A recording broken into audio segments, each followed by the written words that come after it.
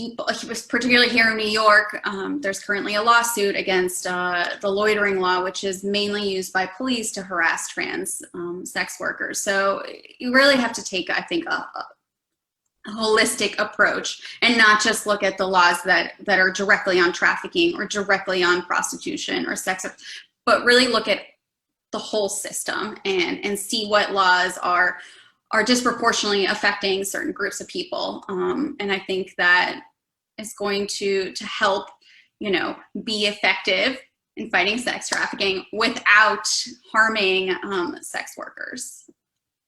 As you mentioned, Hera, obviously the topic of prostitution has very much divided the sex trafficking community. I know a number of survivors we have spoken to are very against the legalization of it.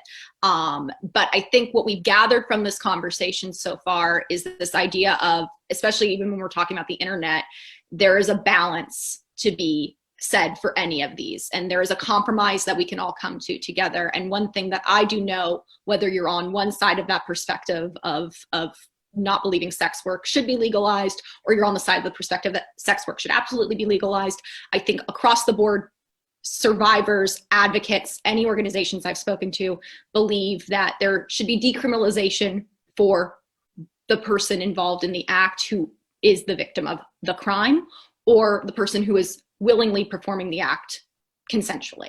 And across the board, that's the thing, is if someone is being forced into doing something against their will, it's so easy for us to take something that's legal and be like, oh, well, that's their choice, not taking into consideration that food may be being deprived from them. We don't know if they're being forced into it. You don't know if the person's even underage a lot of the time.